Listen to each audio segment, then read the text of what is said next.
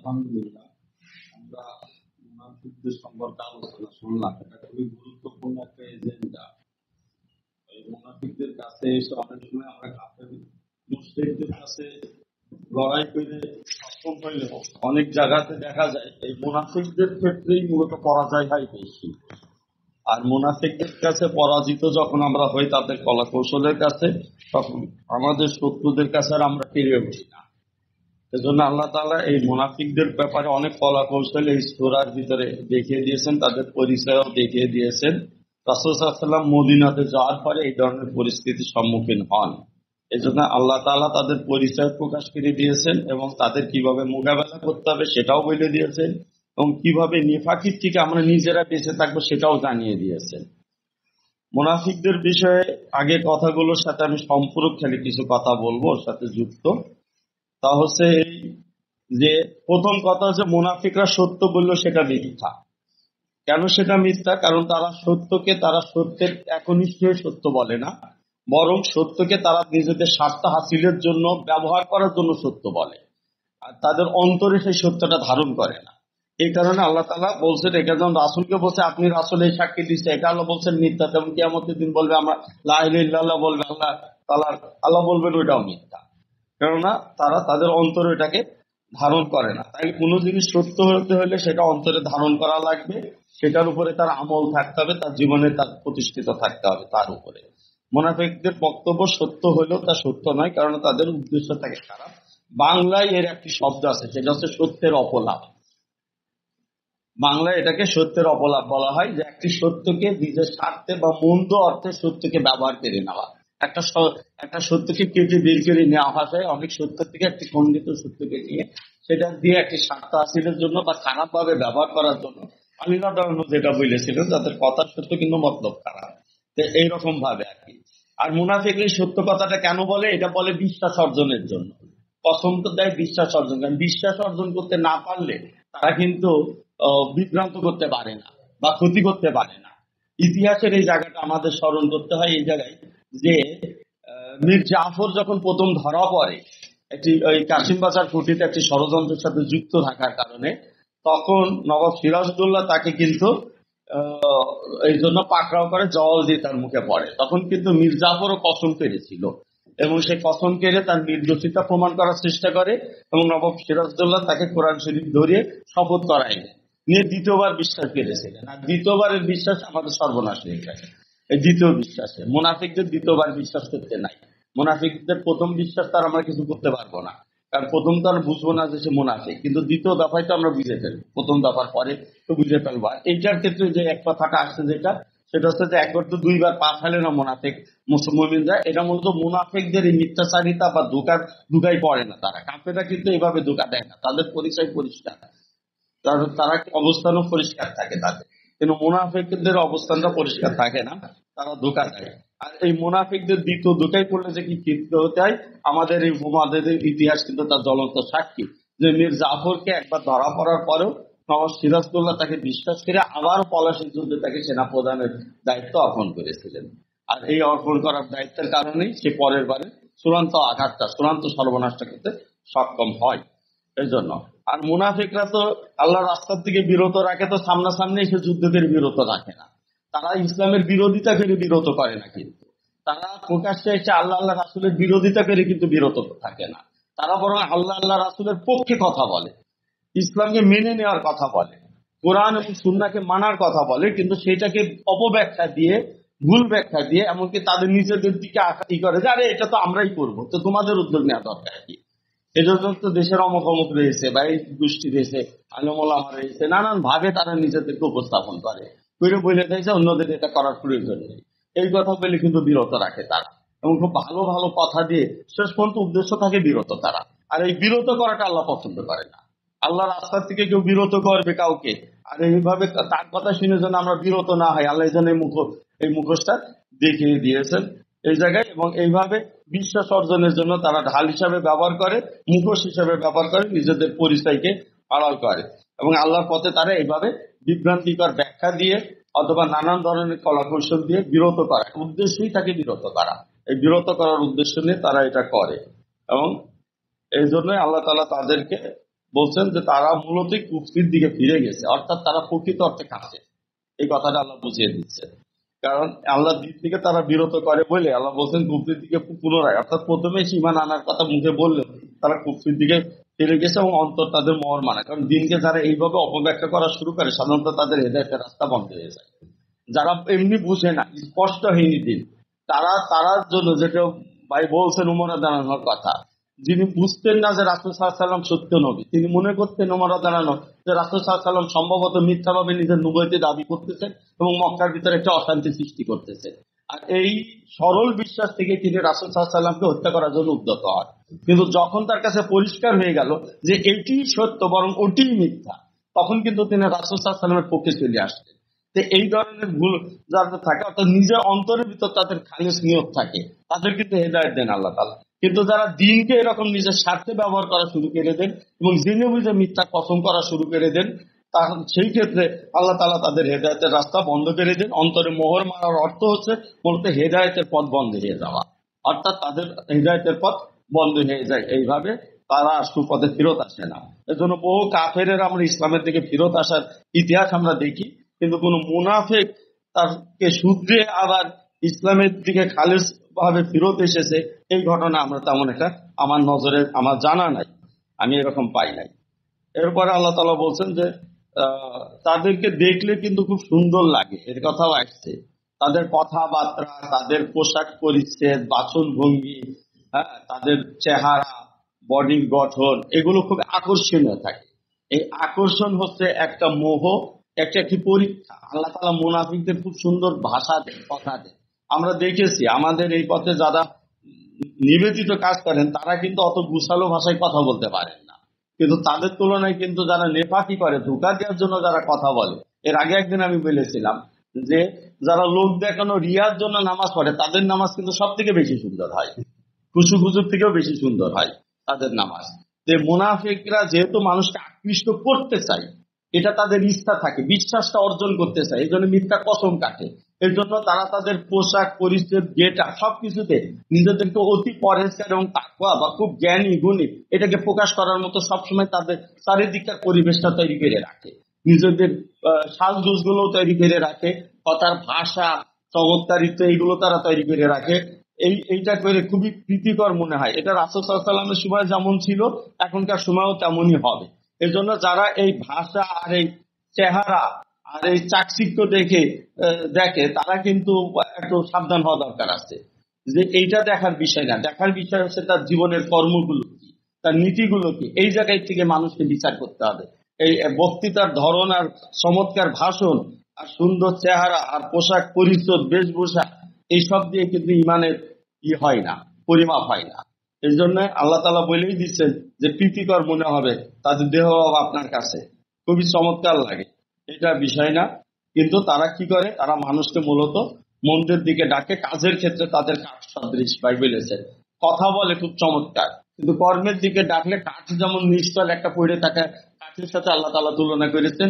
কোন কর্ম বা ত্যাগের ক্ষেত্রে তাদের দেখা যাবে যে পিছনে থাকতেছে, তখন তাদের কোনো ভূমিকা নেই, কোনো অবদান নেই। এটা আর যে কোনো শরীরকে তাদের বিরুদ্ধে, কারণ আত্মার দুর্বলতা আছে, তো আত্মার দুর্বলতা থাকার কারণে মনে করে যে আমাদের মনোভাবটা মানুষ জেনে যাচ্ছে বা আমাদের ভিতরের কথা প্রকাশ হয়ে যাচ্ছে না, কেউ কথা বলে ওটাকে ভয় পায়। একজন মুমিনের ভয় পাওয়ার কিছু নেই, একজন মুমিনের ভয়ের কিছু থাকে না। আমি একটা কথা শুনছিলাম যে ওই যুদ্ধের ময়দানে দেখা যাচ্ছে যে কারোর প্রতি সন্দেহ হলে বলে যে সন্দেহ হলে যখন আমরা তাকে বলতাম যে ঠিক আছে তুমি দাঁড়াও, ফায়ারিং স্কোয়াডে দিয়ে দেয়, দিয়ে বলে যে তো মুনাফিকের ব্যাপারে সন্দেহ হয়েছে, তাকে একে মেরে ফেলো, একে যাও শেষ করে দাও। তো যখন শেষ করতে যাইতেছে তখন প্রমাণ হয়ে যায়, তখন দেখা যাচ্ছে যে মুমিন, তার তো কোনো ভয় নেই, তাকে অন্যায়ভাবে হত্যা করলেও তো শহীদ হবে, অর্থাৎ তার তো সমস্যা নেই, তাকে যেভাবেই হত্যা করা হোক সে স্টিল দাঁড়ায় থাকে। মুনাফিক তাকে হত্যা করতে গেলেও সে স্টিল দাঁড়ায় থাকে গুলি করতে গেলে। কিন্তু মুনাফিক যে, তাকে যদি দাঁড় করা যায় সে কাঁপতে থাকে, মাপ চাইতে থাকে বারবার, বলে যে এইটা মুমিনরা করে না। মুমিনরা মৃত্যুর ভয়তে মাপ চাইতে যায় না, মুমিনরা তাদের আদর্শের উপরে থাকে। এবং আল্লাহ তাআলা মানে রাশিয়ার সাথে যুদ্ধের সময় এই ধরনের অভিজ্ঞতার কথা আমাদের ভাইজানরা বলছিলেন এই কথাটা। বলতেছে যখন ওখানে কাউকে সন্দেহ হতো, তো যখন আমরা এইটা যখন দাঁড় করাই দিতাম তখন আমাদের কাছে পরিষ্কার হয়ে যেত। কারণ মুনাফিকরা জীবনের প্রতি খুব আসক্ত থাকে এবং নানান ভাবে ইনিয়ে বিনিয়ে নিজেকে নির্দোষ প্রমাণ করে বাঁচার চেষ্টা করে। মুমিনরা অত কথা বলে না, দু চারটে কথা বলে দিয়ে বলে বিশ্বাস করলে করলেন, না করলে আপনার যেমন চাই করেন, এক কথায় শেষ করে দেয় কথা। অত পেঁচাল পাড়ার সময় মুমিনদের নাই, তাদের দেমাকে অত সহ্য হয় না। এই জন্য বলে ঠিক আছে বিশ্বাস হলো না, একে তখন দাঁড়ায় থাকে, স্টিল দাঁড়ায় থাকে, তার কোনো ভয় ভীরুতা দেখা যায় না। মৃত্যুর প্রতি ভয় ভীরুতা না থাকলে, সম্পদের প্রতি লোভ না থাকলে, দুর্বলতা না থাকলে মুনাফিকি করতে যাবে কেন? তখন বলে যে আচ্ছা ঠিক আছে এমনি আসেন, হয়েছে, পরীক্ষা কমপ্লিট। কিন্তু মুনাফিক এই জায়গায় দাঁড়ায় থাকতে পারে না, অতএব সে সবসময় ভীত থাকে, দুর্বল থাকে, এখান থেকে বরং ইয়ে হয়ে যায়। আর আল্লাহ তাআলা তো বলেই দিচ্ছেন যে তারা বলছে যে আল্লাহ, তারা অন্যদেরকে শত্রু মনে করে কিন্তু আল্লাহ বলছেন তারাই শত্রু। মুনাফিকদেরকে কিন্তু আল্লাহ শত্রুর অন্তর্ভুক্ত করে দিয়েছেন এবং বলছেন তাদের সম্পর্কে তোমরা সতর্ক হও, তোমরা সাবধান থাকো, সতর্ক হও। যে দায়িত্বটা আমরা পালন করার চেষ্টা করতেছি, যে মুমিনদেরকে সতর্ক করব আমাদের দিন এবং দেশের বিষয়ে, যে কোনো ঝুঁকি আছে কারো দ্বারা, ক্ষতি হচ্ছে কারো দ্বারা, সে ব্যাপারে আমরা সতর্ক করব বা প্রতিরোধ করাবো।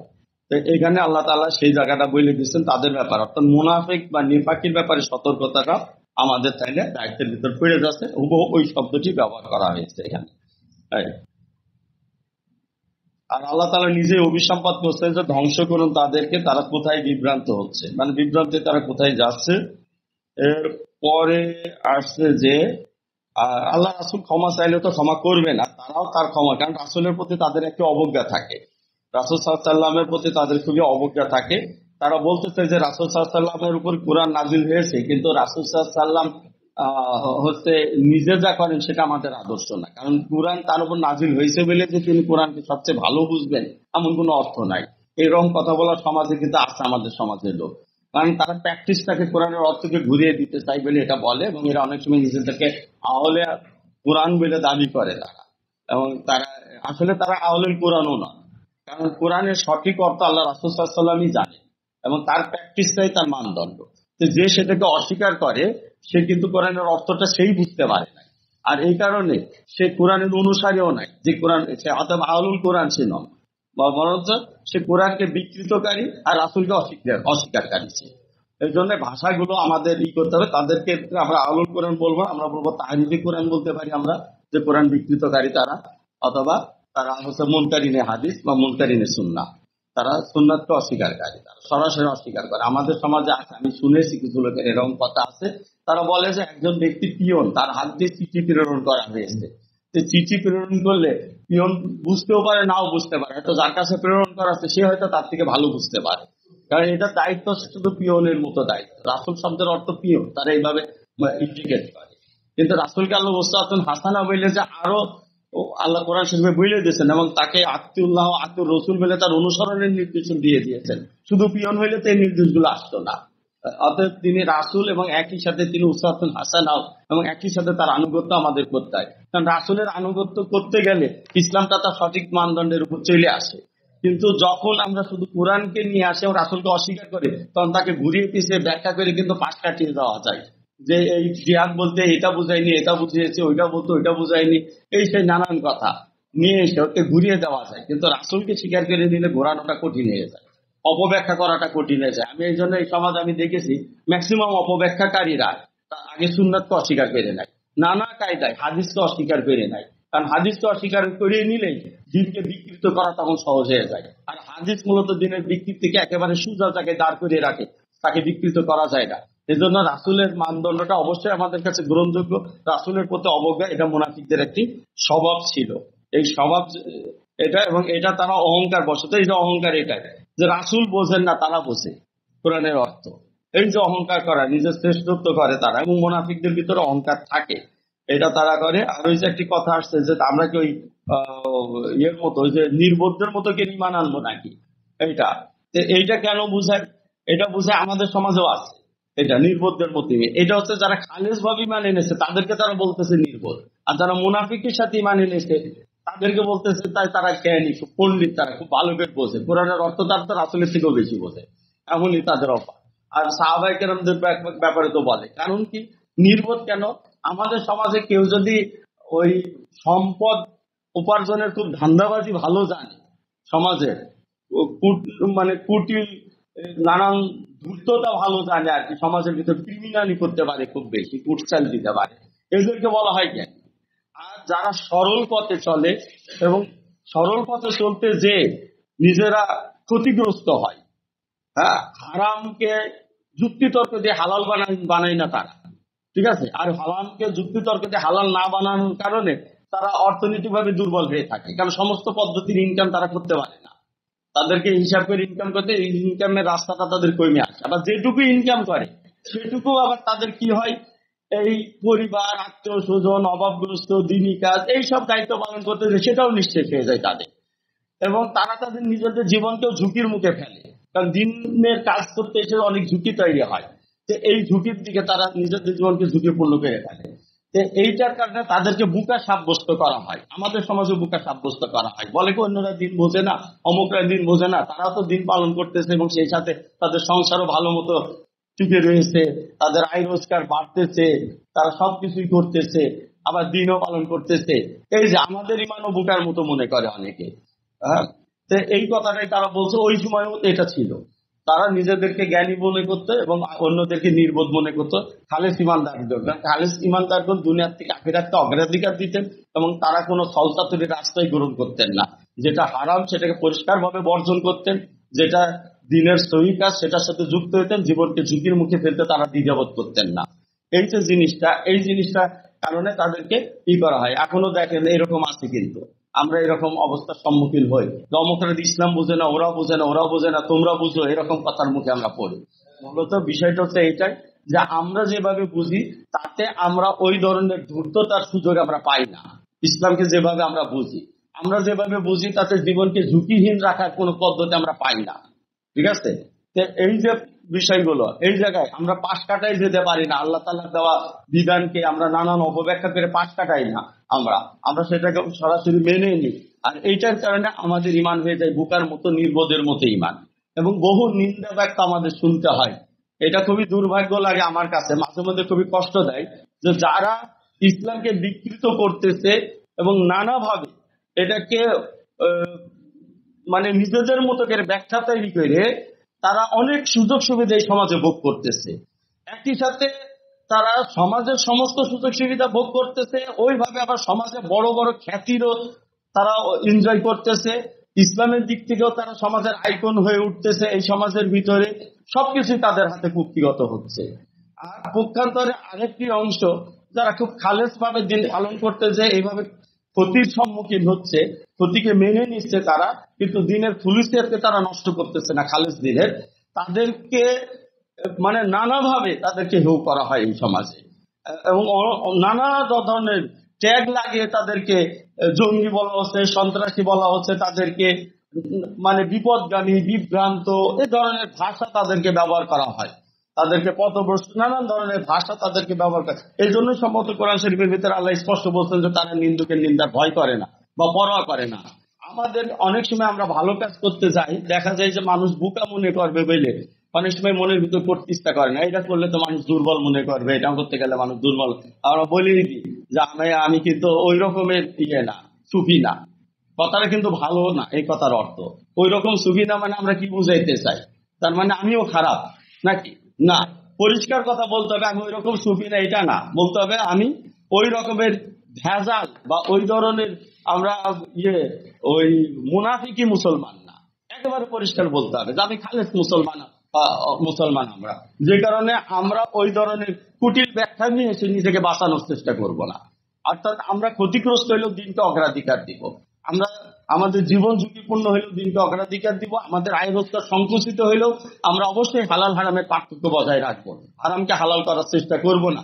মানুষকে যতই আমাদেরকে বোকা মনে করুক আর দুর্বল মনে করুক, কোরআন শরীফে এখানে যেমন বোকা মনে করার কথা আসছে, অন্য জায়গায় বলা হচ্ছে তাদেরকে দুর্বল মনে করা হতো, দুর্বলও মনে করা হতো। আসলে আমাদের দুর্বলতা তো মানুষের কাছে না, আমাদের দুর্বলতা আছে আল্লাহ জবাবদিহিতার কাছে, যে বিষয়ে আল্লাহর কাছে জবাবদিহিতা করা লাগবে সেই বিষয়ে মানুষ আমাদেরকে দুর্বল বললেও আমাদেরকে সে জায়গা থেকে সরার কোনো উপায় নাই।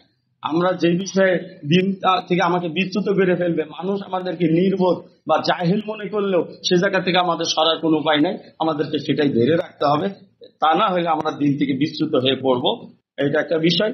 আর একটা হচ্ছে তারা নিজেদেরকে খুব সম্মানী মনে করে, যে এই জন্যই যে সম্মানের মানদণ্ড তাদের কাছে আলাদা, আর আল্লাহ তাআলা যে মানদণ্ড দিচ্ছেন সেটা আলাদা। দুই মানদণ্ডে দুটো ভিন্ন জিনিস। তাদের কাছে সম্মানের মানদণ্ড হচ্ছে দুনিয়াতে কে কত পাওয়ার প্র্যাকটিস করে আর কার কাছে কত সম্পদ জমা হয়ে রয়েছে বা কে শাসকদের সাথে সম্পর্ক রাখে, সে হচ্ছে খুবই সম্মানী। আর আল্লাহ তাআলা বলছেন সম্মান হচ্ছে আল্লাহ রাসূলের এবং মুমিনদের সম্মান। আল্লাহ তাআলা বলছেন আল্লাহ রাসূল এবং মুমিনদের, আর তাদেরকে তো দুর্বলই মনে করা হয়। যদি তাই না হতো, তো যদি ওই সম্পদের আধিক্যের কারণে সম্মান হতো, তাহলে তো কারণকে আমাদের সম্মানী হিসেবে গ্রহণ করতে হতো মুসা আলাইহিস সালামের দিকে, তাই না? আর ক্ষমতায় যদি সম্মানিত হয়, তাহলে নমরুদ আর ফেরাউনের সম্মান আমাদের স্বীকার করতে হতো। আমাদের ওখানে একদিন এক কথা প্রসঙ্গে একজন বলতেছে, ভাই উনি খুব সম্ভ্রান্ত ঘরের লোক। আমি বলছি কিভাবে উনি সম্ভ্রান্ত? বলছি ওনার বাবা ছিল বিমান বাহিনীর অফিসার, বড়। আমি বলছি বিমান বাহিনীর অফিসার হইলে কি সেটা সম্ভ্রান্ত ঘর হবে তার পরিবার? বলছি কি বলেন, তা না এটা একটা সম্ভ্রান্ত না বড় একটা সম্মান? আমি বলছি না, যদি তাই হয় তাহলে ফেরাউনের বংশ তো আরো বেশি সম্ভ্রান্ত হয়। সেটা সম্ভ্রান্তের ব্যাপারটা কত বড় টাকা আছে, কত বেশি ক্ষমতা পাওয়ার প্র্যাকটিস করেছে, তার বাপ দাদা কত বড় টাকাওয়ালা লোক ছিল, এটার সাথে মোটেই যুক্ত নয়। আমাদের এই ধারণাগুলোকে গঠন করতে হবে নিজেদের মনের ভিতরে। সম্ভ্রান্তর মানদণ্ড হচ্ছে তাদের চরিত্র, তাদের সততা এবং চরিত্র রক্ষা করতে যে কেউ যদি রিক্সা চাইলেও জীবনযাপন করে, মাঠে কাজ করেও জীবনযাপন করে, আপনি জেনে নেবেন তার সম্মানটা ওই শাসক এবং ওই ধনীদের থেকেও বেশি। কারণ ইসলাম সম্ভ্রান্তের কথা বলে তার আখলাকের দিক বিবেচনা করে, তার ইমানিয়াতের দিক বিবেচনা করে, তার তাকওয়ার দিক বিবেচনা করে। কোরআন শরীফে আল্লাহ বলছেন তোমাদের ভিতর তারই সম্মান বেশি, যার তাকওয়া বেশি। আমাদেরও সম্মান করতে হবে ওইটা দেখে। একজন মানুষ অনেক টাকাওয়ালা লোক, আমার তাকে সম্মান করতে হবে নাকি এটা দেখে? অনেক বড় অফিসার হয়ে গেছে, আমাকে তাকে সম্মান করতে হবে নাকি? অনেক বড় ডিগ্রি নিয়ে আসছে, ক্ষমতার একটা বড় পাওয়ার প্র্যাকটিস করতেছে, আমাকে তার দিকে যদি আমরা সম্মানী মনে করি, তাহলে আমরা মুনাফিকদের মানদণ্ডকে গ্রহণ করে নিয়েছি।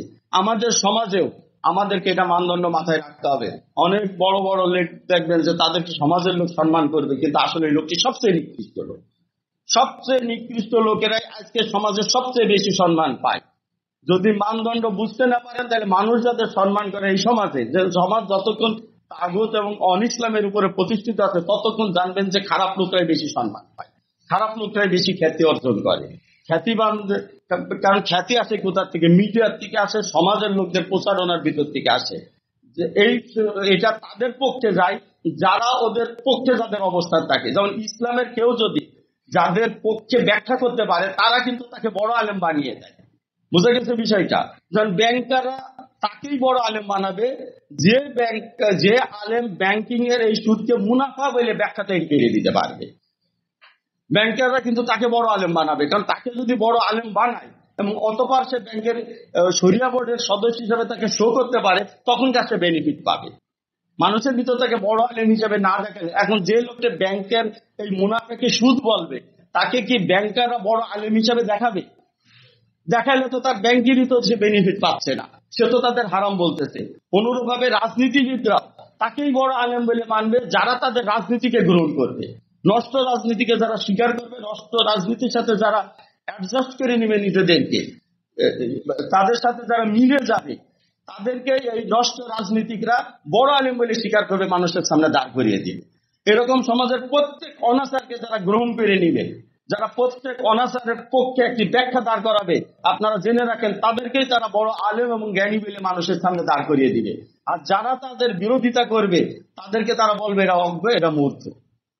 কেননা তাকে যদি অজ্ঞ এবং মূর্খ হিসেবে না দেখায়, তাহলে তার প্রভাব বৃদ্ধি পাবে সমাজের ভিতরে। আর তার প্রভাব বৃদ্ধি পেলে সেটা তো তারই বিরুদ্ধে চলে যাবে, কারণ সে তো তার মন মতো ব্যাখ্যা দিতেছে না কোরআন হাদিসে। এই জন্য এটি একটি জিনিস মাথায় রাখবেন যে তারা এইভাবে তারা নিজেদের মতো করে খ্যাতি বানিয়ে দেয়, এবং খ্যাতিটা এইভাবেই তৈরি হয়, তাকে ওইভাবে হাইলাইট করে। কিন্তু যদি কোনো মানুষের একদম ধারে কাছে থাকা লোকের কাছে জিজ্ঞেস করে, যেটা ওমর রাদিয়াল্লাহু আনহু বলছেন যে একসাথে বসবাস করেছে, একসাথে সফর করেছে, লেনদেন করেছে, তখন তথ্যটা নেন যে যাকে এত খ্যাতিমান বড় বুজুর্গ ওলি হিসেবে দেখানো হচ্ছে, তার চরিত্রটা আসলে ভিতরে কি, তখন বুঝতে পারবেন এই জায়গাটা। তো এই জন্য সম্মানের মানদণ্ড হচ্ছে আল্লাহ এবং আল্লাহ রাসূল যেটা নির্ধারণ করেছেন, তাকওয়া বা পরহেজগারী, এটা তাকওয়া হচ্ছে যে হারাম এবং আল্লাহ তাআলার নিষিদ্ধ কাজ থেকে নিজেকে যতটা বিরত রাখতে পারে। আমরা মনে করি বেশি তাসবিহ পড়া বা কোরআন তেলাওয়াত করা বা বেশি বেশি নফল নামাজ পড়া তাকওয়া না। তাকওয়া শব্দটা বিরত থাকার সাথে যুক্ত, রোজার মতো।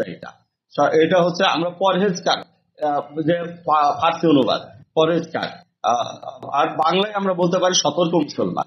এই কথাটা বললে আমাদের কাছে সব থেকে বেশি হবে। অর্থাৎ আল্লাহর নিষিদ্ধ জায়গার থেকে, আল্লাহ রাসূলের বিশ্বাসঘাতকতার জায়গা থেকে যারা নিজেদেরকে দূরে রাখে, সেটাই হচ্ছে পরহেজ। পরহেজ শব্দের অর্থ বর্জন করা। অর্থাৎ তাকওয়াটা হচ্ছে মূলত বর্জন করার আমল। যেমন রমজানটা কি, রোজাটা কি, বর্জন করার আমল।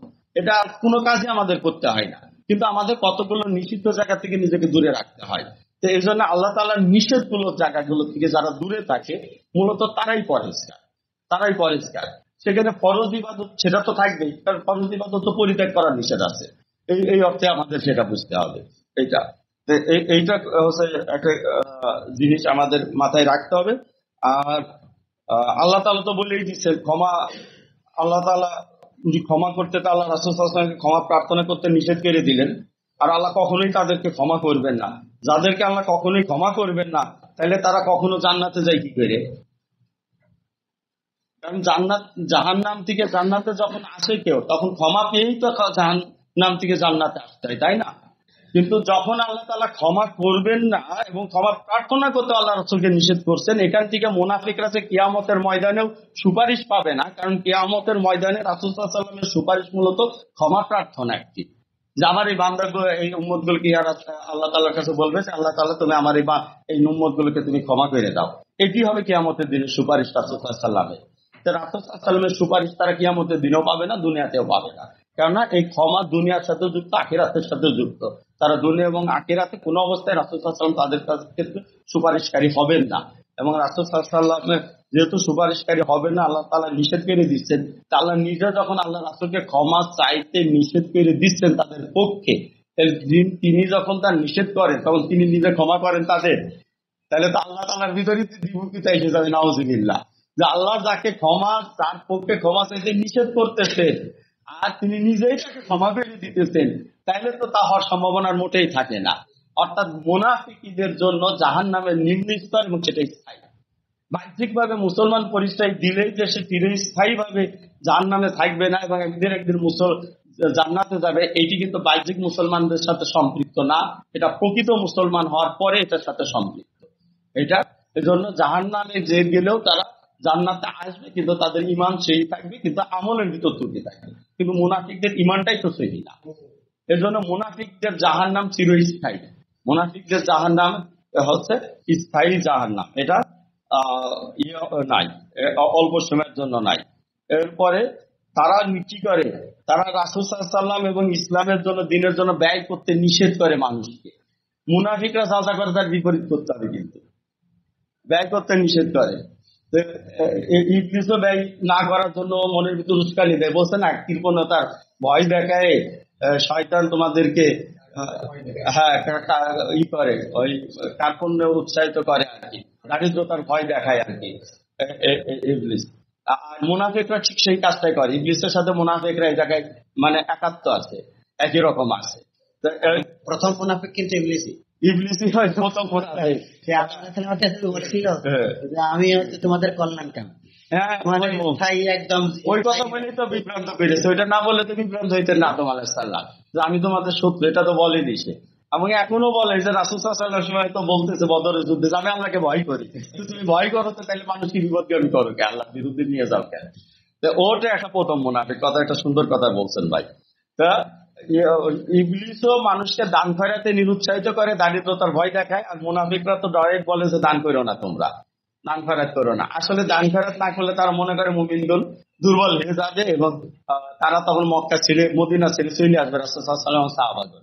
কিন্তু আল্লাহ তাআলা বলছেন যে না, আসমান জমিনের সবকিছু কিছুর মালিক আল্লাহ তাআলা। তারা দান করুক চাই না করে, কাল অন্য কোনোভাবে পুষিয়ে দিবে। তো আল্লাহ তাআলা অন্য কোনোভাবে অবশ্যই পূরণ করে দিবেন। কিন্তু দান বা দারিদ্রতা এটা হচ্ছে আল্লাহ তাআলার একটি হিকমত, এটা কৌশল আল্লাহ তাআলার। আল্লাহ কিন্তু অল্প শক্তি দিয়েও কিন্তু মুমিনদেরকে বিজয়ী করেছেন বদর এবং বিভিন্ন জায়গায়। এমনকি শক্তি খরচ ছাড়াও তো বিজয়ী করেছেন। মূসা আলাইহিস সালামকে তো ফেরাউনের বিরুদ্ধে বিজয় করেছেন একটা কৌশলের মধ্য দিয়ে। ফেরাউনকে একটি ধোঁকায় ফেলে দিয়ে আল্লাহ তাআলা মূসা আলাইহিস সালামকে বিজয় করেছে। অতএব যুদ্ধ করার জন্য আমাদের মধ্যে অনেক সময় কথা ওঠে যে ভাই প্রস্তুতির জন্য এর জন্য ওর জন্য ওর জায়গা থেকে টাকা আনতে হবে, অমুক জায়গা থেকে পয়সা আনতে হবে, কোনো প্রয়োজন নাই। এই মুনাফিকরা যে বলতেছে যে তারা টাকা দিবে না, আল্লাহ জবাব দিয়ে দিচ্ছেন যে না, যে কোনো ভাবে তাদের টাকা নিতে হবে না, তিনি তা বলছেন না।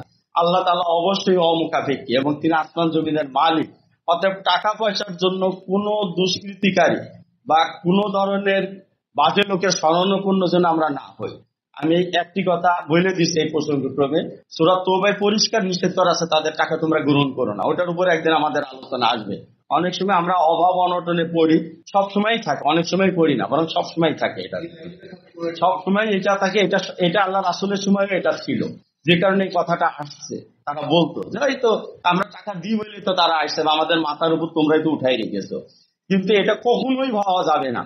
আর কারোর কাছে শুধু টাকা পাওয়া যাবে এই জন্য কারোর সাথে সম্পর্ক রাখতে আমার নিজের কাছে খুবই লজ্জা বোধ করে, তো নিজের আত্মার কাছে আমি খুবই দুর্বলতা বোধ করি তখন, যে এই লোকটির সাথে আমি সম্পর্ক রাখবো শুধু এই জন্যই যে এই লোকটার সাথে সম্পর্ক রাখলে সে প্রতি মাসে আমাকে কিছু টাকা দিবে। এই সম্পর্কটা আমার আত্মাকে খুবই পীড়া দেয়। আমার কাছে মনে হয় যে এটা আমার দরকার নাই। বরং যারা আমাদেরকে শ্রম দেন, ঝুঁকি নেন, যারা আমাদের সাথে থাকেন, তারা যে সামান্য কিছু দেন, আল্লাহ তাআলার কাছে ওইটার মূল্য ওই রকম লক্ষ টাকার থেকেও বেশি, ওরকম লক্ষ টাকা থেকেও বেশি।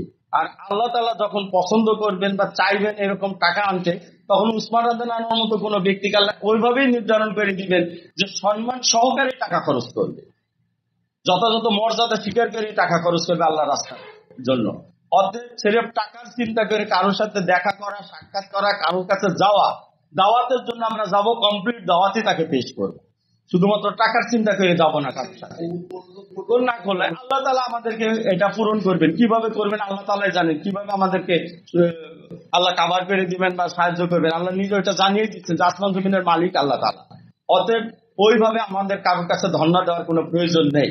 আমরা আল্লাহর কাছে চাইবো, এবং একটা দোয়া আমি করি আল্লাহর কাছে যে আল্লাহ তুমি কোনো মুনাফিক বা কোনো বাজে বা এরকমের তুমি অপছন্দ করে এমন কোনো ব্যক্তির মুখাফিককে আমাদেরকে করো না। মানুষ হিসাবে আমরা কখনোই অন্যের মুখাপেক্ষিতা থেকে মুক্ত থাকবো না, কারণ সমাজ গুণটা শুধু আল্লাহ তাআলারই নির্ধারিত। অর্থাৎ আল্লাহ তাআলাই একমাত্র অমুখাপেক্ষী, কিন্তু মানুষ হিসেবে আমাদের মুখাপেক্ষী থাকতেই হবে, এটাই আল্লাহর নিয়ম। আমাদের অবশ্যই মুখাপেক্ষী থাকতে হবে অন্যের। মানুষ হিসেবে আমরা অমুখাপেক্ষী হতে পারবো না, ওই গুণ আমরা কখনো পাবো না। আমরা অনেক সময় রাগে চটে বলে আমি কারো দাঁত দাঁড়ি না, আমি কারো ঠেকা না, আমাদের দেশে ধরনের ভাষা ব্যবহার করে, এটি ভুল কথা। অবশ্যই আমরা অন্যের মুখাপেক্ষী, অবশ্যই আমরা অন্যদের কাছে ঋণগ্রস্ত আছি, দায়বদ্ধ আছি। বহু মানুষের উপকার, বহু মানুষের অংশগ্রহণ আমাদেরকে ঋণগ্রস্ত করেছে, তাদের কাছে দায়বদ্ধ করেছে। কিন্তু আমরা যে জিনিসটা আল্লাহর কাছে চাইবো সেটা হচ্ছে যেন আল্লাহ যাকে অপছন্দ করেন আমাদেরকে যেন তার দায়বদ্ধ না করেন, তার কাছে আমাদেরকে যেন আল্লাহ মুখাপেক্ষী না করেন। আল্লাহ যেন এমন বান্দাদের কাছে আমাদেরকে মুখাপেক্ষী করেন যাদের আল্লাহ পছন্দ করেন। তাহলে আমাদের অন্যায়ের কাছে নতি স্বীকার করা লাগবে না, আমরা সব মানুষদের ভিতরে আমাদের এই সম্পর্কটা থাকবে। এজন্য এই জিনিসটা মাথায় রেখে যেন আমরা চলি, আমরা যেন অন্যদের সাথে ওইভাবে না যাই যে শুধু টাকা পয়সা চিন্তা করে কারোর সাথে আমরা সম্পর্কে না জড়াই। এইটা হচ্ছে বিষয়। এরপরে বলছে যে মদিনায় সবল দুর্বলদেরকে বহিষ্কৃত করবো। ওই যে আগে যেমন এদেরকে যেমন অর্থনৈতিক ভাবে দুর্বল মনে করেছে, শক্তির দিক দিয়ে দুর্বল মনে করা হচ্ছে এদেরকে, আবার ওই জায়গায় আবার বলছে যে মুমিনদের খালিস ইমানদারগণ মুখলেসদেরকে বলতেছে যে তারা হচ্ছে নির্বোধ। হ্যাঁ, এই তিনটা লক্ষণ সবসময় আমাদের থাকবে। কেউ আমাদেরকে দুর্বল ভাববে, কেউ আমাদেরকে হচ্ছে নির্বোধ মনে করবে, এবং কেউ আমাদেরকে গরিব বলবে আমাদেরকে ফকির, বা ঢাকায় যারা গালি দেয় ফকির নির্বোধকে কারো গরিব দেখলে, এটা মারাত্মক খারাপ একটি কথা। কেউ অভাবগ্রস্ত হওয়া কারোর দোষের নয়, বরং আমরা অধিকাংশ ক্ষেত্রে দেখবো নবী এবং সাহাবায়ে কেরামদের অবস্থান ছিল এই দরিদ্র শ্রেণীর ভিতরেই ছিল তারা। অতএব অভাবগ্রস্তর জন্য, অভাবের কারণে কাউকে আমরা অসম্মান করব না। বরং একজন মানুষ যদি অভাবগ্রস্ত হয়, অধিকাংশ ক্ষেত্রে দেখা যায় যে সে চালাকি করে না, বা সে অন্যের দ্বারা মজলুম হয় নিজে, কিন্তু জুলুম করেন, অন্য কাউকে বঞ্চিত করে না, এই জন্যই সে বরং দুর্বল থাকে।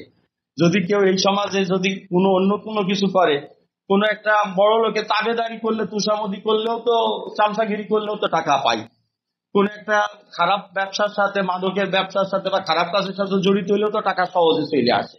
বরং আমার কাছে মনে হয় যাদেরকে আমি দরিদ্র দেখি, আমার কাছে মনে হয় তাদের সম্মানটাই বেশি আমাদের। এবং আমার মনে হয় যে এই লোকটি কোনো অন্যায় বা অন্যায় পথ পন্থার সাথে যুক্ত হয়নি বলে এই লোকটি দরিদ্র আছে। আমার কাছে যে কোনো দরিদ্র দেখলে এটা মনে হয় যে একটা সুঠাম দেহের লোক আমি দেখি রিক্সা চালাচ্ছে, তখন আমার কাছে মনে হয় এই লোকটা চাইলে তো ডাকাইতি করতে পারতো বা চিন্তায় পেশা অবলম্বন করতে পারতো, ন্যায় মাদক ব্যবসা করতো, গোপনে গাঁজা ব্যবসা করতো, ইয়াবা বিক্রি করতে পারতো বা চুরি করতে পারতো, একটা কিছু তো করতে পারতো। তো এই লোকটা ওইগুলো করলে তো রিক্সা চালাইতো না। অতএব এই লোকটি সম্মানী, কারণ এ নিজেকে দূরে রেখেছে বহুত খারাপ কিছুর থেকে। খারাপ তাহলে এত কষ্ট কিছু উপার্জন করতেছে, তার গায়ে গতর যে সম্মান যে শক্তি আছে, সে তো গুন্ডা হিসাবে বড় একটা রাজনীতিবিদ বা বড় একটা মাফিয়া গ্রুপের লাইফেল হিসাবে কাজ করার তার সামর্থ্য ছিল আমি দেখি। তো অতএব সৎ মানুষরাই জানবেন যে দুর্বল থাকে, এবং সৎ মানুষদের কি মানুষ নির্বোধ মনে করে, সৎ মানুষরাই গরিব থাকে। আর আমাদের দেশে যারা ধনী আছে জানবেন সে বা তার বাপ দাদা কেউ না কেউ অবশ্যই হারাম উপার্জনের সাথে যুক্ত। কারণ গত 200 বছর ধরে কোন সৎ পরিবার উত্তরাধিকার সূত্রে সম্পদ ধরে রাখতে সক্ষম হবে না। কারণ ইতিমধ্যে অন্তত 14-15টা বা তারও বেশি, হয়তো 20-30টা জেনারেশন অতিক্রম হয়ে গেছে। 20-30টা জেনারেশন পর বাপদাদা সম্পত্তি থাকে না দুর্বল অবস্থাতে। ব্রিটিশরা দখল করার পরের থেকেই বাংলাদেশে বা এই উপমহাদেশে সবসময় ব্যবসা বাণিজ্য, এই যে আওয়ামী লীগ ক্ষমতায় ছিল, সরকার বিরোধীরা যারা ব্যবসা করে, ব্যবসা তো সরকারি চাকরি না, তবু কি তারা ব্যবসাকে ঠিক মতো করতে পেরেছে? তা কিন্তু পারে না। তার মানে কি, এমনকি কৃষি কাজগুলো ঠিক মতো করতে পারে নাই। পাড়ার ভিতরে একটা কৃষক মাঠে কাজ করে কৃষি কাজ করতেছে, দেখবেন যে ওই পাড়ারই একটা ছোট্ট গুন্ডা সরকারি দলের সে যা চাঁদা ধরে নিচ্ছে তার কাছ থেকে কিছু বের করে নিচ্ছে, যে তাকে উঠতে দেখতেছে। এজন্য যারা রাষ্ট্র বা সরকারের সাথে আঘাত করে না তারা কখনোই অর্থনৈতিক ভাবে শক্তিশালী হতে পারে না, সামাজিক ভাবে শক্তিশালী হতে পারে না। তারা দুর্বল হয়ে যায় সব দিক থেকে। এমনকি শিক্ষা ক্ষেত্রেও তারা বঞ্চিত হয়, কারণ তাদের সামর্থ্য কমে যায়।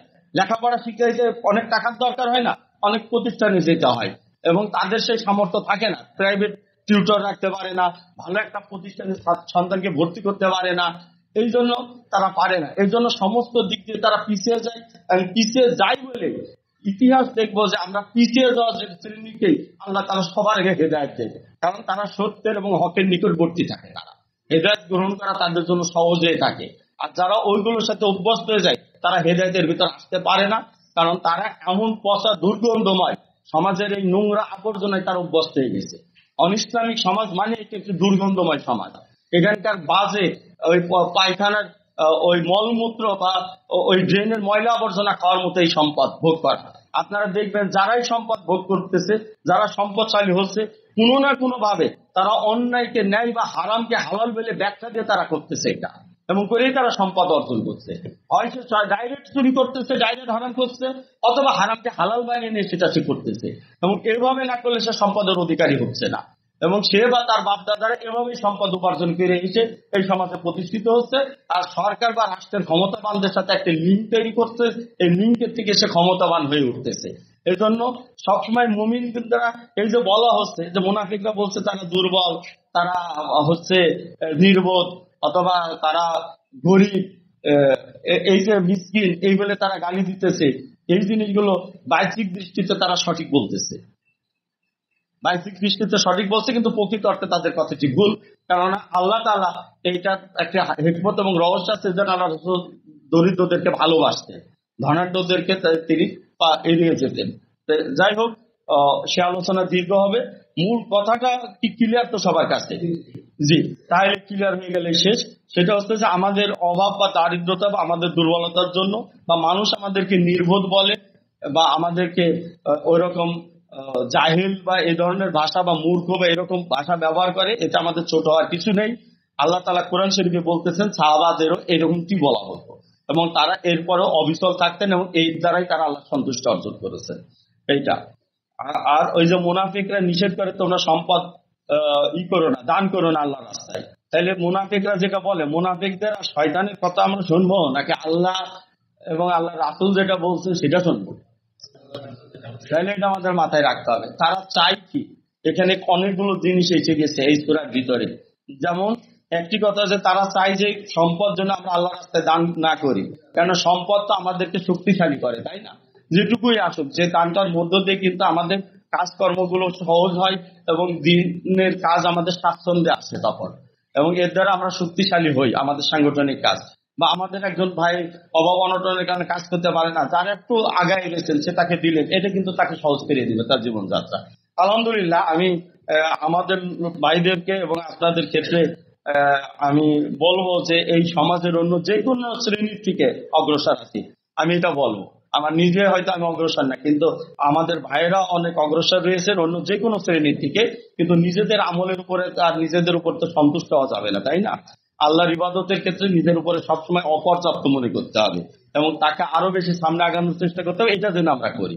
তাছাড়া আমাদের এই সমাজে আমি বলবো অন্যান্য দল সংগঠন বা অন্য সাধারণ মানুষের তুলনায় আমি বলবো যে আমাদের অবস্থান আলহামদুলিল্লাহ অনেক অগ্রসর। আমাদের ভাইরা যে কষ্ট করে আমি তো দেখি যে এখানে যারা রয়েছেন খুবই কষ্ট করে উপার্জন করেন, তারা সেই কষ্টের টাকাটাও কিন্তু তারা যেভাবে কুরবানি করে নিজের অভাব থাকতে, আমি নিজে চিন্তা করি একা একা যে আল্লাহ এই যে আমার কাছে মনে হয় যে এইটাই ইমান, এটি ইমান। আমি তো দেখি অনেক সংকটের মধ্যে থেকেও কিন্তু মানুষ টাকা বের করে দিতেছে, আর আমাদের অভাব মিটতেছে না বলে, আমাদের কাজের ঘাটতি থাকতেছে বলে আপনাদের দায়িত্বশীল আবার তারপর আবার বলতেছে যে আরো দিন আরো দিন। কেন বলতেছে? কারণ তার জায়গায় তো তিনি কাভার করতে পারতেছেন না, এই জন্য বলতেছে। কিন্তু যারা দিতেছেন তারা অনেক সংকটের মধ্যে থেকে দিতেছেন। আল্লাহ এটা কবুল করুন এবং এটা যেন জারি থাকে। আল্লাহ আমাদের সে তৌফিক দান করুন, এটা হচ্ছে বিষয়। আর এই যে আল্লাহ তাআলা আর একটা কথা বললে তারপরে কথাটাই যাই, সেটা হচ্ছে যে মুনাফিকদের আর একটা বৈশিষ্ট্য আছে, সেটা হচ্ছে বিভাজন তৈরি করা। এটা কিন্তু মুনাফিকদের আর একটা কাজ, তারা বিভাজন তৈরি করবে। বিভাজন তৈরি করবে কি করে? পরিচয় নিয়ে। এজন্য একটা কথা আছে আমাদের রাজনীতিতে যেটা ব্যবহার হয়, আইডেন্টিটি পলিটিক্স। এই যে একটা কথা আছে, একটি পলিটিক্স আসে আইডিওলজি থেকে, আরেকটা আছে আইডেন্টিটি থেকে। ঠিক আছে? আইডিওলজিটা কি? আদর্শিক জায়গার থেকে, অর্থাৎ আপনি ন্যায় অন্যায়ের মানদণ্ডে, সত্য মিথ্যা মানদণ্ডে বা দেশ বা জাতির কল্যাণ অকল্যাণের দৃষ্টিকোণ থেকে আপনি একটি পক্ষ নির্ধারণ করতেছেন এবং আপনি রাজনীতি কিন্তু বিভাজন। রাজনীতি মানেই বিভাজন এবং দ্বন্দ্ব। রাজনীতি সবসময় তাই। এই দ্বন্দ্বটা মুমিনদের পক্ষ থেকে আসে, আদর্শিক দ্বন্দ্ব মুমিনদের পক্ষ থেকে আদর্শিক। কারণ আল্লাহ তাআলা মানুষকে ভাগ করে দিতেছেন না, মুনাফিক বলতেছেন, কাফের বলতেছেন, এভাবে তো আল্লাহ তাআলা ভাগ করে দিতেছেন মানুষকে, ফাসিক বলতেছেন, জালেম বলতেছেন। আল্লাহ তো তার বান্দার দিকে বিভাজন করে দিতেছেন। অর্থাৎ বিভাজন কিন্তু থাকবে। ডিভাইড অ্যান্ড রুল যেটা বলে, ওইটা বললে হচ্ছে তাদের এই আইডেন্টিটি ডিভিশন থেকে ওইটাকে বলা হয়। আর কিন্তু আদর্শিক বিভাজন মানুষের ভিতরে থাকবে এবং এক অংশ আর এক অংশের বিরুদ্ধে থাকবে। যেমন জালেম এবং মজলুমকে বিভাজন করে মজলুমদেরকে জালেমের বিরুদ্ধে থাকার কথা বা মজলুমদের পক্ষে থাকার কথা আল্লাহ তাআলাও বলছেন, হাদিসেও বলা হয়েছে। ঠিক এরকম ইমান এবং কুফফারের মধ্যে বিভাজন করা হয়েছে, মুমিন এবং কুফফারের ভিতরে। এখানে আমরা মুমিনদের মধ্যে থাকবো এই ক্ষেত্রে। এইভাবে ভাগ করা হয় মানুষদের ভিতরে, এবং রাজনীতি মানেই বিভাজন। এই জন্য কোথাও কেউ যদি মানুষের ভিতরে ভাগ করার চেষ্টা করে তাহলে বলবেন যে এখানে পলিটিক্স খেলিস না, বলে না এর ভিতরে পলিটিক্স খেলিস না। তার মানে এই কথাটা এই অর্থে আসে, কথাটা এই যে অর্থাৎ এখানে তুই মানুষের ভিতরে ভাগ করে দেওয়ার চেষ্টা করিস না বা দ্বন্দ্ব তৈরি করার চেষ্টা করিস না। আমরা যে রাজনীতি করি এখানেও দ্বন্দ্ব আছে, এটা জেনে রাখেন। আমরাও মানুষকে ভাগ করতেছি, দেশের পক্ষে শক্তি, দেশের বিরুদ্ধে শক্তি, ইসলামের পক্ষে, ইসলামের বিরুদ্ধে আমরা ভাগ করতেছি না। তাগুত এবং ইমানদারদের পক্ষে আমরা বিভাজন করে দিতেছি মানুষকে। এই ভাগটি থাকবে। আইডিওলজিক্যাল যে ডিভিশন, এই ডিভিশনটা আল্লাহ তাআলার হুকুমের মধ্যে আছে এবং রাসূলের সুন্নাতের মধ্যে রয়েছে। এবং এই ডিভিশনটা থেকে আমরা এক পক্ষে থাকবো যেখানে আল্লাহ রাসূল বলছেন এবং অপর পক্ষের সাথে মোকাবেলা করব। আর ঝামেলা এড়ানোর জন্য যারা এই বিভাজনকে পছন্দ না করে একীভূত ভাবে থাকতেছে সবাই একসাথে, আল্লাহ তাআলা এটা অপছন্দ করেছেন। বরং এই শত্রু মিত্র দুই ভাগ থাকবে এবং দ্বন্দ্ব থাকবে, এবং দ্বন্দ্বের চূড়ান্ত রূপ যুদ্ধ, সেটাও আছে ইসলামে, যেটা বাদ দেওয়ার কোনো কায়দা নাই। অতএব দ্বন্দ্ব থেকে মুক্ত হয়ে সবাই ঐক্যবদ্ধ করবার কোনো চেষ্টা আমাদের প্রয়োজন নেই। আমরা চেষ্টা করব মুমিনদের মধ্যে ঐক্যবদ্ধ রাখার। সবার ঐক্য আমাদের দরকার নেই, মুমিনদের সাথে কাফেরদের ঐক্য আমাদের দরকার নেই। বুঝা গেছে বিষয়টা? দেশের শত্রু আর মিত্রের ভিতরে পার্থক্য আমরা অবশ্যই করব, সবার ভিতরে ঐক্য বজায় রাখার আমাদের দরকার নেই। এই জন্য মদিনার মধ্যে যেও এই বিভাজনটা ছিল, মুনাফিক এবং মুমিনদের বিভাজনটা ছিল। অতএব এই বিভাজন থাকবে, এই বিভাজনের ভিতরে তর্ক বিতর্ক থাকবে, ঝগড়াঝাটি থাকবে, যুদ্ধ বিগ্রহ থাকবে। এগুলোকে আমরা স্বাভাবিকভাবে নিব, এতে অ্যাটেন্ড করবো। পরিষ্কার অবস্থার এটা আমাদের। ঝগড়া তর্ক এগুলোও থাকবে, আমরা তাতেও অ্যাটেন্ড করবো।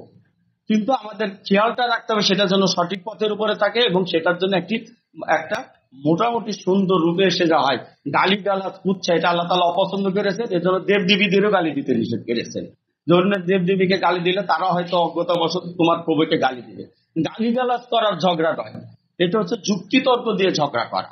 যেমন এক ব্যক্তি এসে রাসূল সাল্লাল্লাহু আলাইহি ওয়াসাল্লাম এবং তার বংশ নিয়ে কুচ্ছা রটনা করতেছিল, আল্লাহ রাসূল বলছেন তোমাদের ভিতরকে জবাব দিবে। হাসান বিন সাবিত রাদিয়াল্লাহু আনহু উঠে বললেন যে আমি জবাব দিব। রাসূল সাল্লাল্লাহু আলাইহি ওয়াসাল্লাম তাকে মিম্বারে দাঁড় করে দিলেন, তিনি কবিতার জবাব পাল্টা কবিতা দিয়ে দিতে থাকলেন।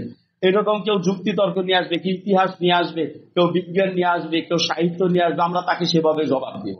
অর্থাৎ আমরা তার সাথে তর্ক করব, এবং আল্লাহ তাআলা বলছেন যে উত্তম পদ্ধতিতে তর্ক করার কথা বলছেন, এই উত্তমতাটা আমরা বজায় রাখবো। এবং কোন জায়গায় বলছেন যে মন্দের মোকাবেলা ভালো দ্বারা করার, মোকাবেলা হবে কিন্তু কিন্তু ভালো দ্বারা করতে বলছেন। এই গাইডলাইন গুলো আমরা মাথায় রাখবো। এর দ্বারা ভালো দ্বারা মোকাবেলা করলে কি হবে, আল্লাহ তাআলা শত্রুকেও বন্ধুরূপে পরিবর্তন করে দিবেন, এটা বলেছেন আল্লাহ তাআলা। আমরা সেইভাবে এবং কৌশল করবো আমরা যুক্তিতর্ক উপস্থাপনের ক্ষেত্রে। যেমন ইব্রাহিম আলাইহিস সালাম কৌশল পেরেছিলেন, তিনি ওই যে আর চন্দ্র সূর্য এগুলোকে দেখাই তিনি কৌশল করলেন। এই কৌশল অবলম্বন করে তিনি যুক্তিটা তাদেরকে দেখাই দিলেন। এটাই কারণ ইব্রাহিম আলাইহিস সালামের ক্ষেত্রে কোরআন শরীফে আল্লাহ তাআলা পরিষ্কার বলছেন তিনি কখনোই মুশরিক ছিলেন না, অর্থাৎ এক মুহূর্তও তিনি মুশরিক ছিলেন না। অনেক সময় এটা ভুল হতে পারে আমার ওই ভিতরে থাকতে। এই জন্য মুফতি উবাইদুল্লাহ সাহেব ছিলেন, আমার ওয়ালিউল্লাহ সাহেব মানে মারা গেছেন, ওই যে এক মামলার আসামি ছিলেন আমাদের, আল্লাহ তাআলা জান্নাত দান করুক। একদিন ওই বয়ানে ওই কথাটা বলতেছিলেন যে ইব্রাহিম আলাইহিস সালাম এভাবে। পরে আমি ওনার সাথে বসার পর ওনাকে বললাম যে হুজুর এটা তো উনি কৌশল পেরেছিলেন, এটি তো উনি বিশ্বাস করতেন না, তাহলে এই আয়াতের জবাব কিভাবে দিলেন আপনি? যে ইব্রাহিম আলাইহিস সালাম কখনো মুশরিক ছিলেন, লাম শব্দ দিয়ে ব্যবহার করা হয়েছে। লাম শব্দ দিয়ে যখন কোনো কিছুকে নাকচ করা হয় আরবি ব্যাকরণে, তখন বোঝা যায় যে সেটা কোনো কালেই সেটা ছিলেন না। তো তিনি যদি এক মুহূর্তের জন্য বলেন যে এই সূর্যটি আমাদের রব, তাহলে তো তিনি ওই মুহূর্তের জন্যই মুশরিক হয়ে গিয়েছিলেন, এটা হয়ে যায়। তখন উনি পুরো কিছু দেখায়, এবং ওই আয়াতে যেখানে প্রশ্নে বলছেন যে ওই যে চন্দ্র সূর্যকে যে ইব্রাহিম আলাইহিস সালাম দেখালেন, তারপরে আল্লাহ তাআলা একটা জায়গায় বলে দিয়েছেন এটি ছিল ইব্রাহিম আলাইহিস সালামের একটি কৌশল। আমার এখন এক নম্বরটা মনে নেই, ওনাকে আমি দেখেছিলাম, এটি ছিল একটি কৌশল। অর্থাৎ এর দ্বারা আল্লাহ উত্তর দিয়ে দিলেন যে না, ইব্রাহিম আলাইহিস সালাম কোন অবস্থায় ছিলেন না, তিনি একটি যুক্তিকে উপস্থাপনের জন্য। যেমন আদালতে যুক্তির ক্ষেত্রে আসামি পক্ষ অনেক সময় বলে যে যুক্তির ক্ষেত্রে ধরে নিলাম যে আমার এই মক্কেল অপরাধী, এই যে যুক্তির খাতিরে একটা কথা বলতে হয়, এমন কথা বলা যায় আছে, এমন কথা যুক্তি তর্কে বলা যায়। যেমন ইব্রাহিম আলাইহিস সালামের যে মৃতকে কিভাবে জীবিত করেন দেখতে চাইলেন, এটা হচ্ছে তার রহস্য উদ্ঘাটনের জন্য, বুঝার জন্য এটা তিনি কইলেন। অবিশ্বাস থেকে তিনি বলেননি, আল্লাহ তাআলা জিজ্ঞেস করলেন, বলছেন অবিশ্বাস থেকে নয়, এটা আমি মনে ইতমিনানের জন্য বলতেছি। ঠিক ওই রকমের যুক্তি তর্কের খাতিরে এমন কথা বললে কারোর ঈমান চলে যাবে না। অনেক সময় আমাদের যুক্তির খাতিরে সাময়িকভাবে আমার অন্তরের বিশ্বাস সাময়িকভাবে বলতে চাই, ঠিক আছে আমি এটা ধরে নিলাম, এরপর আসেন আপনি যুক্তির খাতিরে, আমি ধরে নিচ্ছি এটা, এমন কথা বলা যুক্তি প্রদর্শনের এটা একটি কৌশল। ইব্রাহিম আলাইহিস সালাম এভাবে যুক্তি প্রদর্শন করেছিলেন, এবং এই ধরনের যুক্তি দিয়ে আমরা তাদের মোকাবেলা করব। কিন্তু এই যে ডিভিশনটা থাকবে যেটা বলছিলাম, এই ডিভিশনকে পাশ কাটানোর কোনো সুযোগ নেই, এটা মেনে নিতে হবে আমাদের, এবং আমরা প্রতিপক্ষকে যেভাবে মোকাবেলা করবে সেভাবে আমরা মোকাবেলা করবো। যুক্তি তর্ক আসলে যুক্তি তর্ক অনেক সময় হয় বাড়াবাড়ি করে একজন যুক্তি তর্ক দিয়ে বুঝতে চাচ্ছে, সাথে সাথে দেখা যাচ্ছে অস্ত্র উঠছে, তাকে একেবারে পিঠ শুরু করে দিলাম, এরকম কাজ করা যাবে না। যদি দেখি যে সে বুঝার জন্যই বলছে, গালিগালাজ করলে সেটা ভিন্ন কথা, সেটাতে গালিগালাজ তার যুক্তির অন্তর্ভুক্ত না। এই জন্য গালিগালাজের ক্ষেত্রে শরীয়তের একটি বিধান আছে, সেটা পৃথক। কেউ যদি যুক্তি দিয়ে ইসলামের মোকাবেলা করতে আসে, তাহলে আমরা তাকে কাউন্টার যুক্তি আমাদের আছে, এমন না যে যুক্তি নেই। আল্লাহ তাআলা এই জন্যই এটাকে হুজ্জাতুল্লাহ বালিগা শব্দ কোরআন শরীফে ব্যবহার করেছেন, এবং শাহ ওয়ালিউল্লাহ মুহাদ্দিস রাহমাতুল্লাহ আলাইহি এই শব্দটি নিয়েই তিনি তার বিখ্যাত গ্রন্থ হুজ্জাতুল্লাহ বালিগা রচনা করেছেন। ইসলাম হচ্ছে যুক্তির পূর্ণতা, এটা হচ্ছে যুক্তির পূর্ণতা। তো এই জন্য আমাদের দুর্বল হওয়ার কিছু নেই, যে কেউ যেভাবে আসুক আমরা সেভাবে তার সাথে মোকাবেলা করার জন্য প্রস্তুত থাকবো। আর এই যে বিভাজনের কথাটা আসলো, সেটা হচ্ছে যে একটা হচ্ছে আইডিওলজি, একটা আইডেন্টিটি। আইডেন্টিটির ক্ষেত্রে কি ন্যায় আর অন্যায় এটা দেখা হয় না, কে কোন পক্ষে, এটা ভাই বলেছেন। আপনি সাদা বা কালো লোক, দেখা যাচ্ছে যে শ্রমিক আর মালিকের ভিতরে আমরা একটা পক্ষের দিকে চলে যাচ্ছি সরাসরি। যেমন এই যে কমিউনিস্টরা সরাসরি বলছে তারা শ্রমিকের পক্ষে, তাত্ত্বিক ভাবে বলতেছে, কিন্তু এটাও বলে ভণ্ডামি করে, এটাও জেনে রাখেন। কিন্তু তারা বলে তাত্ত্বিক ভাবে যে তারা শ্রমিকের পক্ষে, না, শ্রমিকের পক্ষে শ্রমিক যদি কর্মে ফাঁকি দেয় আপনি কি শ্রমিকের পক্ষ অবলম্বন করবেন নাকি?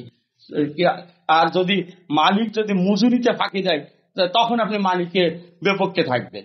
আর মালিক যদি ন্যায়সঙ্গত ভাবে মজুরি এবং কর্ম পরিবেশ সৃষ্টি করে, তখন তার মালিকের বিরোধিতা করার কিছু নেই। তখন আপনি শ্রমিকের যদি দুর্বলতা থাকে, তখন আপনি শ্রমিকের বিপক্ষে চলে যাবেন। আসলে ন্যায় অন্যায় কখন কোন দিকে যাবে, এই জন্য আল্লাহ তাআলা কোরআন শরীফে বলছেন তিনি ধনী দরিদ্র উভয়েরই বন্ধু। অর্থাৎ আল্লাহ তাআলার কাছে ধনী দরিদ্রের কারণে পার্থক্য হয় না। আল্লাহ তাআলার কাছে যদিও অধিকাংশ ধনী পদভ্রষ্ট হয়, কিন্তু তার ভিতরে তো কিছু মানুষ থাকে ভালো। এই জন্য আল্লাহ তাআলার কাছে পার্থক্য হয় মূলত ন্যায় অন্যায়ের প্রশ্নে। এই জন্য ন্যায় অন্যায়ের দিক দিয়ে বিভাজন হবে, কিন্তু আইডেন্টিটি ডিভিশন যেটা তৈরি করা হয়, যেমন বাঙালি আর দেখা যাচ্ছে যে অবাঙালি উর্দু ভাষীর ভিতর পার্থক্য তৈরি করা হলো, যে এই ধরনের পার্থক্য আমাদের তৈরি করা হয়, এটা অনেক সময় অন্যের উপরেও হয়, আবার কখনো ন্যায়সঙ্গত দাবিও থাকে, দুটোই থাকে। ন্যায়সঙ্গত ক্ষেত্রে আমরা সেটাকে সাপোর্ট করি, গ্রহণ করি ন্যায় অন্যায়ের মানদণ্ডে।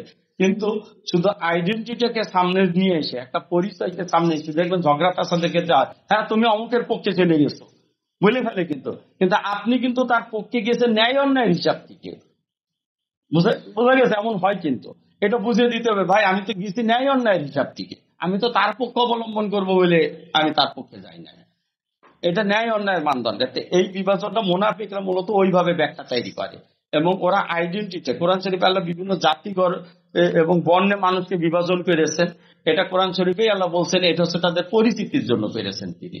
পরিচয় লাগে না? পৃথিবীতে তো পরিচয় লাগে। একজন মানুষকে আরেকজন মানুষের ভিতর পার্থক্য করতে হলে কাউকে সাদা করতে হয়, কাউকে কালো করতে হয়, কাউকে বেটে করতে হয়, কাউকে লম্বা করতে হয়, কিন্তু এটা দ্বারা তো মর্যাদা তৈরি হয় না। এটা হবে কেউ মোটা হবে, কেউ চিকুন হবে, কেউ সাদা হবে, কেউ কালো হবে, কেউ উঁচু হবে, কেউ খাটো হবে। এটি আল্লাহ কারণ মর্যাদা নির্ধারণ করে দেন না, এর মধ্যে দিয়ে একজন আরেকজনকে চিনার প্রক্রিয়াটা দিয়ে দেন আল্লাহ তাআলা। কারণ এই পার্থক্যটা না থাকলে আমরা একে অন্যকে সহজে চিনতে পারতাম না। এরকম পৃথিবীতে আল্লাহ এরকম ভাষা, ভৌগোলিক জায়গা এগুলোর পার্থক্য করে দিয়েছেন। কোথাও আল্লাহ মরুভূমি বানিয়েছেন, কোথাও নদী নালা দিয়ে সবুজ শ্যামল বানিয়েছেন, কোথাও পাহাড় পর্বত দিয়েছেন। কারণ এই সারা পৃথিবী যদি একই সমান হতো, তাহলে পৃথিবীর সমস্ত নিয়ামত আমরা পেতাম না। পাহাড়ের একটি কাজ আছে, সেটার জন্য পাহাড়ই লাগবে। নদীর একটি কাজ আছে, সেটার জন্য নদীই লাগবে। এই বিভাজনের কারণে কি আপনি এক অঞ্চল থেকে আরেক অঞ্চলের থেকে আপনি ওই অঞ্চলের অধিবাসী শ্রেষ্ঠ হয়ে গেছে, ওই বর্ণের কারণে, ভাষার কারণে শ্রেষ্ঠ হয়েছে। আপনি নিজেই বলছেন যদি ভাষার কারণে শ্রেষ্ঠ হতো, আরবদের শ্রেষ্ঠত্ব থাকতো। তিনি নিজেই বলতেছেন যে আরবদের অনরবের উপর আরবের কোনো কর্তৃত্ব নাই, কোনো শ্রেষ্ঠত্ব নাই। আরবের যদি শ্রেষ্ঠ হয় তা আবু জেহেল তো আরবই ছিল। এটা কত আরবি কবি ছিল, তারা তো মুশরিক, তাদেরকে তো আমরা সম্মান করতে পারি না। তো এই জন্য এটা নাই। এবং ওই যে একটি কথা আছে না, ওই যে জান্নাতের ভাষা আরবি, কবরের ভাষা আরবি, এই হাদিসটি কিন্তু জাল। আমি বলে দিই, এটা অনেক সময় বয়ান করা হয়, আরবদের মর্যাদা প্রতিষ্ঠা করার চেষ্টা করে অনেকে। এই হাদিসটা সহিহ নয়, এবং এটি জাল এবং বানানো হাদিস।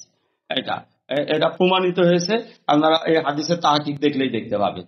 আসলে এই ধরনের কোন শ্রেষ্ঠত্ব কোন জাতির উপর কোন জাতির নাই। আরব জাতি হওয়ার কারণ আমাদের থেকে শ্রেষ্ঠ না, কিন্তু আরবরা যদি ইসলামটা বুঝা এবং আমলের ক্ষেত্রে আমাদের থেকে আগায় থাকে, তাহলে তার শ্রেষ্ঠত্ব আমাদের থেকে বেশি। সেক্ষেত্রে যদি আমরা তাদের থেকে আগে যাই, তা আমাদের শ্রেষ্ঠত্ব এসে যাবে। বিষয়টা হচ্ছে এর সাথে যুক্ত। অতএব এই ইয়ের কারণে কেউ কারো থেকে শ্রেষ্ঠ না। এইবার আমি আসি, সর্বশেষ আল্লাহ তাআলা এবার মুমিনদের বলে দিয়েছে মুনাফিক হওয়ার থেকে নিজেদের জন্য বাঁচিয়ে রাখে তারা। সেটা কিভাবে বাঁচাবে? বলছে ধন সম্পদ এবং সন্তান সন্ততির জন্য তোমাদের আল্লাহ স্মরণ থেকে গাফেল না করে। মূলত এইটি মানুষকে মুনাফিকের দিকে নিয়ে যায়। এইটাই আল্লাহ ওই যে অ্যান্টিবায়োটিক দিয়ে দিলেন, এর অ্যান্টিবায়োটিক দিয়ে দিচ্ছেন এই জায়গাটায়।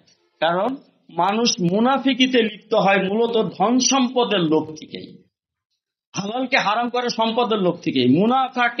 মুনাফা বানিয়ে নেয় সুদকে, ঠিক আছে, এবং ব্যবসা, জাল জুয়া এগুলোকে সব হালাল কেটে নেয়। এগুলো কেন করে? প্রচলিত আছে, এই সমাজে পারা যাবে না, এই ওজোর আছে মনে করে, নানান ভাবে এটাকে তৈরি করে। এটা সম্পদের মোহ থেকে করে, নিজের সন্তান সন্ততির প্রতি তাদের ঝোঁক থেকে এটা করে। তো এই মোহ থেকেই তারা আল্লাহর বিধান থেকে দূরে সরে যায়। আর এটাই আল্লাহ বলছেন যে এইটি মানুষের নিফাকির দিকে নিয়ে যায় বলে, এই যে হুব্বুদ দুনিয়া এসে গেছে এই জায়গাতে, যে হুব্বুদ দুনিয়ার প্রতি ভালোবাসা। আর কারাহাতুল মওত হুব্বুদ দুনিয়ার একটি পার্ট। দুনিয়ার প্রতি ভালোবাসা থেকে মানুষ মৃত্যুকে থেকে অনিহার্য তৈরি হয়। তো এইটাই মানুষকে নিফাকির দিকে নিয়ে যায়, এবং এইটাই উম্মতের বিপর্যয়ের কারণ হবে আখিরাতে। এটাই। অতএব এই যে সম্পদ, আর এইটার থেকে কেন, এর থেকে বিরত থাকলেই সে কি হবে? সেই মুনাফিকের থেকে নিজেকে মুক্ত রাখতে পারবে। যখন এই সম্পদের মোহ থেকে এবং সন্তান সন্ততিদের প্রতি, পরিবার পরিজনের প্রতি তার অতিরিক্ত ঝোঁক থেকে, তাদের স্বাভাবিক ছিল ভালোবাসা শরীয়তে দোষের নয়, বরং এটা না করাটাই দোষী। আল্লাহ রাসূল নিজেও তার সন্তানকে ভালোবেসেছেন, তার কন্যাকে ভালোবেসেছেন। এটা মোটেই দোষের না, আবার এই ব্যাখ্যা নিয়েন না কেউ যে সন্তানদেরকে ভালোবাসা যাবে না, ভালোবাসা যাবে। সম্পদ, হ্যাঁ সম্পদও আপনি সংরক্ষণ করেন, কিন্তু তা আছে না আল্লাহ তাআলার স্মরণ, অর্থাৎ আল্লাহ তাআলা যে আপনাকে আদেশ দিচ্ছেন, নিষেধ দিচ্ছেন, উপদেশ দিচ্ছেন, এইগুলো ভুলে যে যেন ওই দিকে ঝুঁকে না পড়েন আপনি। এইটি আপনাকে মুনাফিকের থেকে বাঁচাবে। এবং এরপরে এটার থেকে তো মুনাফিকের থেকে বাঁচলেন, এর ঝোঁক থেকে। এবার ইমানকে দৃঢ় করবেন কি করে? এবার দান করে, ওই যে ভাই যেটা বলছে যে সৎকা, ইমানকে দৃঢ় করবে। সৎকার মধ্য দিয়ে আপনি কি করবেন? আল্লাহ তাআলার ঘনিষ্ঠতা অর্জন করবেন। এবং এইটা করতে বলছেন মৃত্যু আসার আগে। মরে যাওয়ার সময় আমি ওসিয়ত করে চলে গেলাম যে আমার মৃত্যুর পর আমার সম্পদের একটা অংশ অমুক জায়গায় দিয়ে দিও। বহু মানুষ কিন্তু এটা করে, বহু মানুষ এটা করে। আপনি জানেন এটা কার সম্পদ সে দিতেছে? মরার পরে তো সম্পদের মালিক তার সন্তানরা, তাহলে সন্তানদের অংশ সে দিয়ে যাচ্ছে না? সন্তানদের অংশ সে দিয়ে যাচ্ছে, তো তার জীবনে তো সে সব ভোগ পেরে গেল। এবার মরার সময় বলছে আমার সম্পদের ওই জায়গাটা মসজিদের জন্য দিস, ওইটা গোরস্থানের দিস, আমি মরে গেলে। এই যাচ্ছে সন্তানদেরকে সে দিয়ে চলে গেল। আল্লাহ বলছেন না, মরার আগে হস্তান্তর করে যেতে হবে, ভুলে গেলে হবে না। সন্তানরা যদি পিতামাতার প্রতি ভালোবাসার থেকে যদি কিছু দান করে পিতামাতার জন্য, তাহলে সেটা পাবে। এটা হাদিসের ভিতর আসছে। সেই ক্ষেত্রে সন্তান তার নিজের সম্পত্তি তার পিতার জন্য বা মায়ের জন্য দান করতেছে। যখন সন্তান নিজের থেকে তার সম্পত্তি মা বাবার জন্য দান করতেছে, সেটা মা বাবার কাছে যে পৌঁছাবে হাদিসের ভিতর রয়েছে। কিন্তু আপনি যেটা রেখে যাচ্ছেন সন্তানের জন্য, সেটার উপরে আপনি বলে যাবেন কেন? যদি ওসিয়ত করার বিধান অনুমোদন করা হয়েছে, কিন্তু এই দানটা সঠিক নয়। মূলত সঠিক দান হচ্ছে যে আপনি নিজের জীবদ্দশায় দিয়ে চলে যাবেন, মৃত্যুর আগে আপনি সেটা হস্তান্তর করে চলে যাবেন, দান করে যাবেন। এটা হ্যাঁ, তাইলে আমি যখন দান করলাম তখন আমি আমার সম্পদ তো যতক্ষণ আমি বেঁচে আছি, সম্পদ তো ততক্ষণ আমার, আমি আমারটাই দিয়ে গেলাম। এটা হবে সঠিক এবং এটার ফজিলত এবং মর্যাদা তার বেশি। আর সন্তান নিজের থেকে করবে, এটা সন্তানের উপরে ছেড়ে দেন, এটা তার ইখতিয়ার, তার নিজের থেকে করবে কিনা সেটা তার ইখতিয়ার। এটাই হচ্ছে সব থেকে সঠিক পদ্ধতি। এজন্য ওসিয়ত করে কিছু দেওয়ার বিধান যদিও শরীয়তে অনুমোদন করা হয়েছে, কিন্তু কোনো কোনো জায়গায় এটাকে নিরুৎসাহিত করা হয়েছে যে এটা যেন না করে শরীয়তসম্মতভাবে বন্টন হয়, এটাই করা হয়েছে। আর দানটা জীবদ্দশায় করে যাওয়াই উত্তম, জীবদ্দশায় করে যাওয়াই উত্তম, যে নিজে এটা দিয়ে যাবে। তাই বলতেছে যে আনফিকু মিন মা রাযাকনাকুম মিন ক্বাবলি আইয়াতিয়া আহাদাকুম উমুল মাউত। এই যে মৃত্যুর আগে এটা দিয়ে দিবে তোমাদেরকেও, যে মৃত্যুর আগে যেন সেটা দেয়। এবং এই দান করার মধ্য থেকে নিফাকের থেকে আমি মুক্ত হইলাম, সম্পদের যোগ থেকে। আর সম্পদ দান করার মধ্য দিয়ে আমি মূলত নিজের ইমানকে, নিজের যে তাকওয়া বা পরেজগারিকে আমি আরো দৃঢ় করলাম, আরো মজবুত করলাম। এর মধ্য দিয়ে আমরা আগায় নিজেদেরকে আরো সহি এবং সঠিক মুসলিম হিসাবে নিজেদেরকে গড়ে তুলতে পারবো। আর ওই যে মৃত্যুর সময় বলবে আমাকে কিছুকাল অবকাশ দিলে না কেন? কেন, যে সময়টা ছিলাম ওটাকেই তো আমি অবকাশ দেরিয়ে নিতে পারি, তাই না? তাইলে আমি এতক্ষণ যে জীবনযাপন করলাম সেটা কি ছিল? সেটাই তো একটা অবকাশ ছিল। এখন তারপরে আর কিছু অবকাশ দিলে না কেন? ওই যখন অসুস্থ হয় তখন বলে যে যদি সুস্থ হয়ে যায় তখনই এরপরের থেকে জীবনটা ভালোভাবে আল্লাহর পথে চলবো। কিন্তু সুস্থ হওয়ার পর কিন্তু ভুলে যায়। আল্লাহ এই ঘটনাগুলো কিয়ামতের দিন তখন তাদের সামনে দেখাবে যে তুমি তো এটা ওই সময় বেরিয়েছিলাম, আমি দিয়েছিলাম, তো কই কি করেছিলাম। জেলখানায় থাকলে বলে যে ভাই বের হয়ে গেলে এটা করবো এটা করবো, কিন্তু বের হয়ে যাওয়ার পর দেখা যায় যা খুঁজে পাওয়া যায় না তাকে, বুঝেছেন?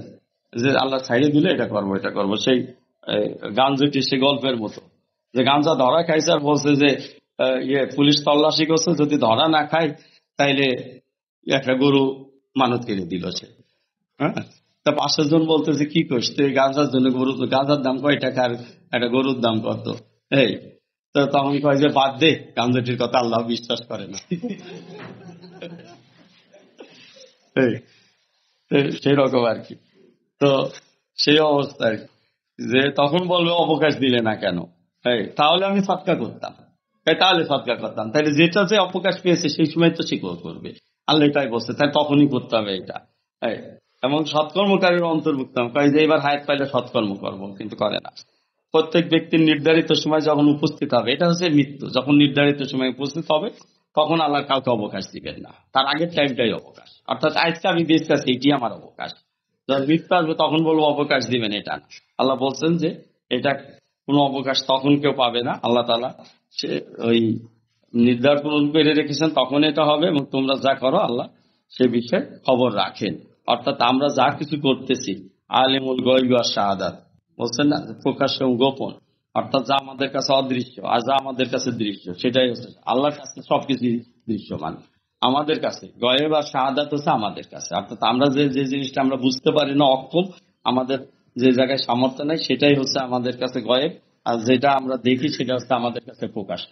আর এই দুটোই আল্লাহ তাআলা জানেন, সবারই সবকিছু আল্লাহ তাআলা জানেন, এবং আল্লাহ তাআলা খবর রাখেন আমরা কোন কথাটা মন থেকে বলতেছি আর কোন কথাটা মুখে উচ্চারণ করতেছি, সেটা, এবং কোন কথা কোন উদ্দেশ্যে বলতেছি আল্লাহ তাআলা ভালো জানেন।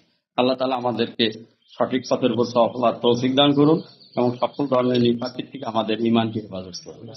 জি, এরপরে আসেন কোনো প্রশ্ন উত্তর যদি থাকে তাহলে আসেন, এবং আমরা অন্য কোনো আলোচনা থাকলে আমরা সেই আলোচনার দিকে যাই। ভাই